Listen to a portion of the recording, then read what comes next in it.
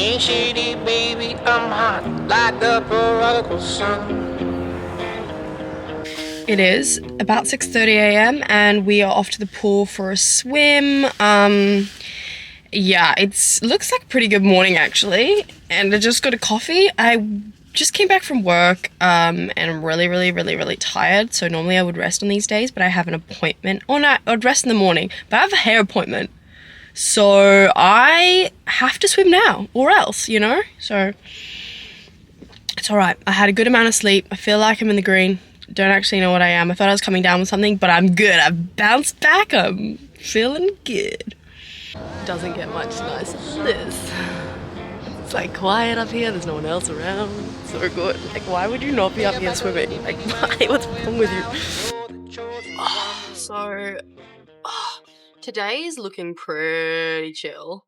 I've actually asked my coach to put my swimming down a little bit because I was struggling to keep up with the distances this early on into my preparation. I just didn't feel like I wanted to be swimming that far, and not to say that I don't like swimming because I really do, but coming off that last race where the volume was so high, I kind of just got a little bit of swim burnout. So really easy today. I've got my workout details here and it's 100 meter easy, 4 times 50 meter build, start slow, finish fast, 2 times 50 skull and skull swim. Really bad at sculling, really bad. And then 4 times 50, 1 perfect freestyle, 1 single arm, 1 long dog, 1 stroke count. And then the main set is 10 times 100. Oh, wow. Actually, it's a lot further than I thought. I gotta go. I gotta like swim this now. Far out. Oh, I didn't read the last bit.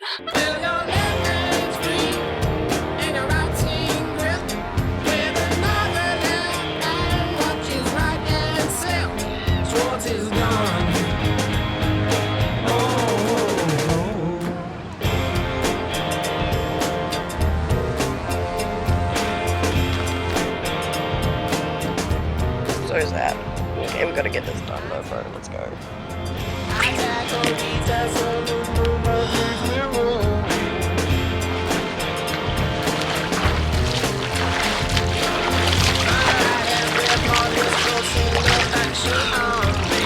Not good.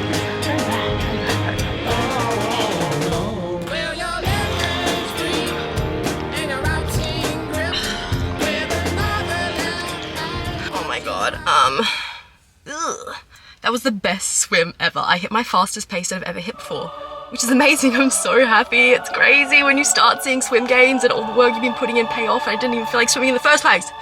So I was like, yes! And like, I love this pool so much. I just feel like I have the best swims here, but I did get told off leaving because it's like a gym club and I walked out with my towel dripping. And they were like, excuse me, you have to get dressed before you leave.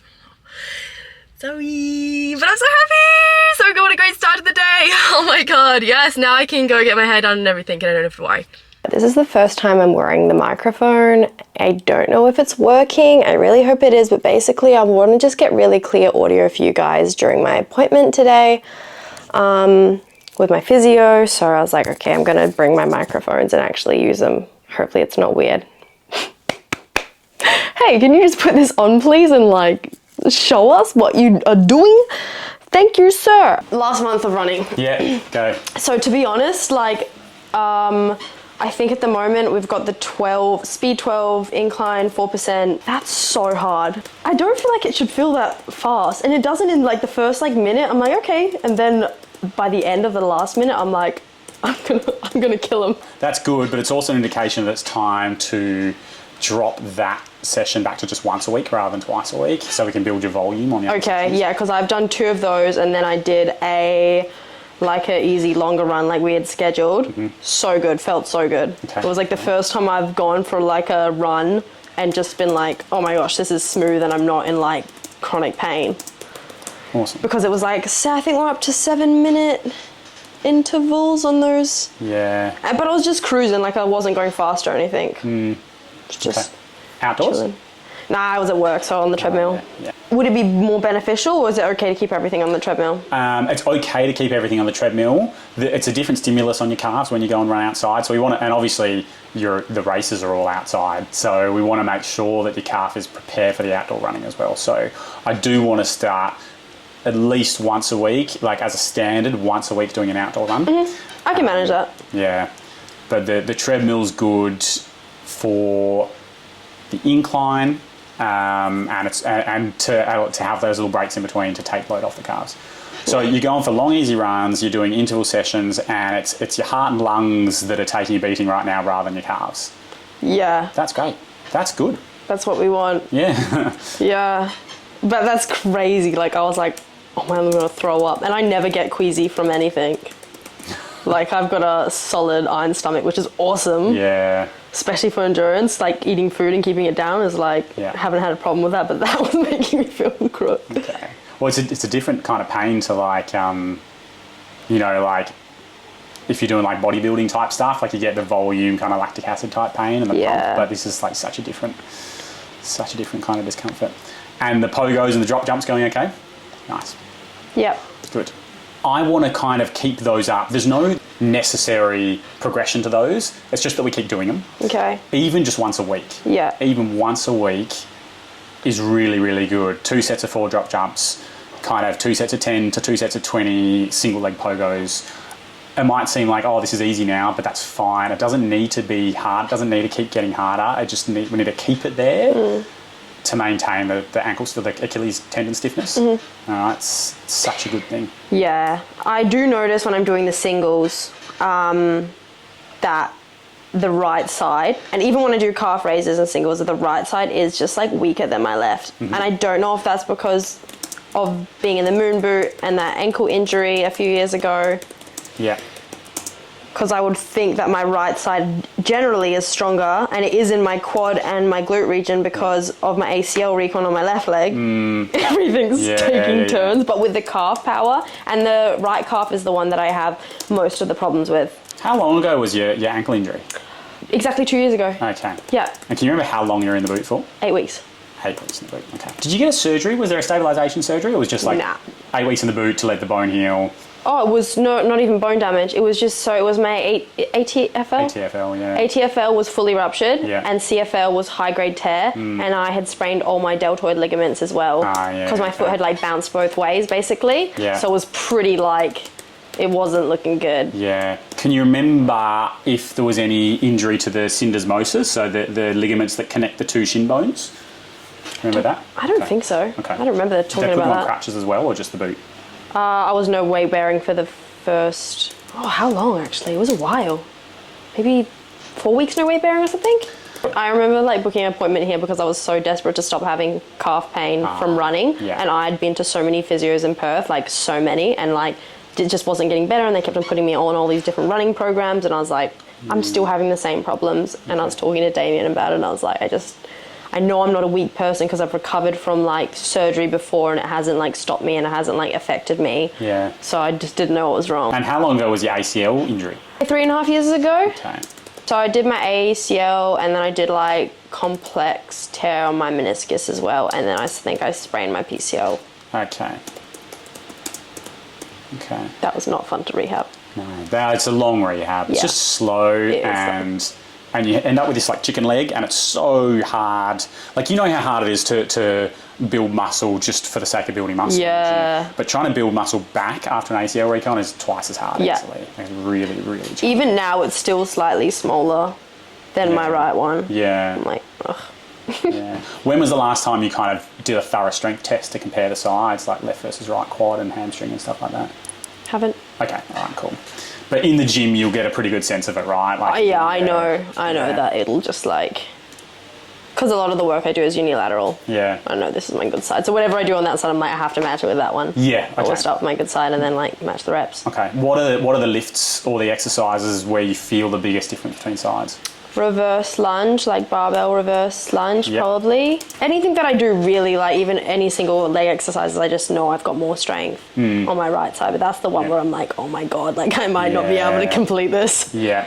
And what about calf raise? Is there an obvious difference in calf raise? Stronger on my left side. Yeah. Yeah. Okay. All right. That right one is weaker. It always surprises me. I think what's probably going to be a better test at this stage is to do it loaded, because I want to get closer to kind of like a 10 rep max. Okay. So we'll do it in the Smith machine. Just out of interest for today, I'll give you a metronome, so you follow the beat and you just go up and down following the beat like we did last time. Did I tell you that I found an app that you can play in the background, so when I watch my YouTube I can actually run at 180? No. So as in, okay, so you're watching like some kind of video on YouTube, but you got a metronome kind of ticking away in the background. Yeah, it's an app that plays in the background. I told you I'm committed. You're usually seated, hey? Boys. Yeah, and that's fine, but for to make it a more kind of measurable or reliable test for running, we'll test it in the standing variation. So this Smith machine is a bit of an old one. It weighs about 15 kilos by itself, so it's already got some weight to it. So the way we do the test is you march your front foot up nice and high like that. If it's easy enough, you can actually rest it up on that little ledge. All right, and then we'll just follow the metronome and go 1, 2, 3, 4, like that.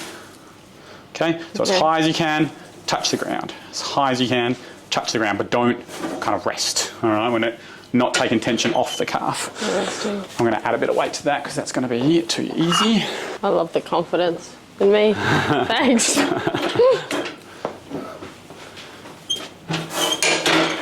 It's funny because like there's some things I'm just like feel like I'm so strong in, and then other things like if you actually get me to do a conventional squat, so like a barbell squat? Yeah, I'm not strong at all. Yeah. Because I never do it. Because I'm like... So, because I deadlift like almost twice as much as I can squat. Not that I ever really push that hard because I'm a chicken. But yeah, I find like I can whatever, like deadlift like 1.5 times, 2 times my body weight pretty easy. But squatting, even just my body weight, I find it really hard. Right? And I have no idea why. I just don't even ever want to squat. The urge to squat is zero. If you need to move that plate back or forwards a bit so it feels like it's in the right spot, then you go for it. Yeah, good form. Good. Swap legs. We won't do the test yet, we'll just kind of warm you up. I can already feel that one so much stronger. Can you see the control is just like way better? Yeah. We'll go another, pop another 10. I hope I don't oversell myself here. Same again, just do 3 reps on each leg, get a sense of how hard it is, and then we'll do the test. Good range. Let's do it on this platform instead. Is that going to be tall enough? Yeah. Try that and just move it back or forward if you need to. Oh, that's better. Yeah, beautiful. Okay, all right, let's test. There's your rhythm. 2, down, 3, 4, 16, 17, 18, oh my God, 19, 20, 21. Good, stop. Nice. Good. All right, nice work. All right, I just stopped you there just because you couldn't quite reach full height at 21. Very impressive. Oh. So they're not weak? No, God, no. So why am I in so much pain? It's a good question. There's a difference between kind of that eccentric and durability capacity that you need for running and strength in terms of performing calf raises in the gym. It's a very different thing. Your soleus muscle, when it gets put under that repetitive kind of stretch, like eccentric type strain like that, can just seem to get like tighter and tighter and tighter if it's not particularly stiff and springy. You do need strength in it, there's no doubt about it, but the stiffness and the running capacity is still a very different thing. Okay. It's like the easiest analogy you have is like when you get a bodybuilder with just like the biggest lats and you get them to jump in the pool and swim and they're just like all over the place and they can hardly go anywhere, because it's not just about lat strength, it's a lot about learning how to hold your body in the water and technique moving through the water as well. So strong calves is important for running, but it's not the only important thing. This test is more, is there a difference between left and right? And that's what I care more about when we're doing this test. I know your calves are both strong enough to run. This is just seeing if there's a difference between left and right, and if so, how much. It's not really going to affect the running program that I give you. Okay. It's more just out of interest to see how much difference there is, if any. But 20 really good reps on the right side is a good start. Ready to go left? Yeah. Okay.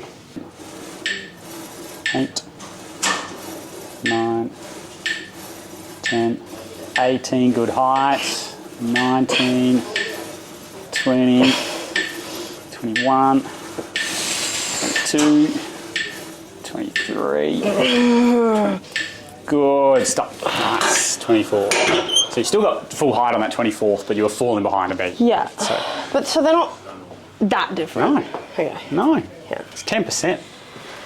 Well, three reps over 20, so 10 to 15% different. You probably feel that for a couple of days. Really? Yeah. Great. It depends. Does that mean don't run? Yeah, if you had a run scheduled tomorrow, we'll just push it back by a day. Yeah, there's strength and then there's kind of running durability, and they're kind of correlated, but not that closely correlated. You've still got to slowly build up your running durability to be able to do it. What is probably easier to do for you is I'll send through a program. The main changes that happen here, I still definitely get you running 3 times a week. Yep. All right. We differentiate those sessions a bit more now. So one of them is your easy long run. All right. We just keep getting it longer gradually. The second one is your interval session.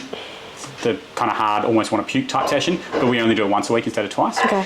The third one is a shorter, easy run with some sprints at the end. Okay, fun. All right. Yeah. So indoors, outdoors, you can do it either way. That's absolutely fine. But it's like 20 or 30 minutes at 9k an hour on the treadmill, or just jogging and chatting when you're outdoors, and then you finish your run. You find a little 50 or 60 meter stretch of grass or path or whatever, and we get you doing like 8 50-meter sprints with 30 seconds rest at each end. So that's the kind of thing where you get your pace way higher than you would do during your intervals. So it's almost like 90% of a max effort sprint. So it's pretty fast stuff. Cool. That's more neuromuscular training. It's really good at improving the neural pathways between running muscles and brain, because it's really high speed stuff. That's another good step. It's the kind of thing that we wouldn't have got you doing early on, because it just would have been not too much for your calves, but an unnecessary strain when we're trying to just build up volume. Now that we've built up volume and you're tolerating it, we can add it in. It's a really, really good thing. Really good for injury prevention for runners as well. Like having once a week where you hit some really high speed stuff. All right, I'll get that through. I won't get it through. It'll most likely be either tonight, if not at least by Sunday. You're fine. I'm skipping my run anyway. Didn't you tell me I'm skipping my run? Oh, true. Yeah. Okay. So there's no rush. Definitely so insightful. Every time I go see my physio, it's just such a thorough session where we are just really breaking down what I need and require for my running to progress it, where I am, strength testing, how my past weeks have gone. So it's so amazing to just be able to have that sort of like physiotherapy and coaching from such a good athlete, to be, to just plan ahead and like make these changes. It's not just like, oh, let me just give you a little massage and a dry needle and we're good. It's like, there's a good educational process behind it, which is what you need. So yeah, I'm excited for the next 6 weeks. It's going to be so cool. I just love running so much, and it's such a privilege to be able to run. So to be able to do that pain-free is, amazing. And yeah, I'm excited to like show you guys how the program goes, to be honest. Yeah. All right, I'll see you in a bit.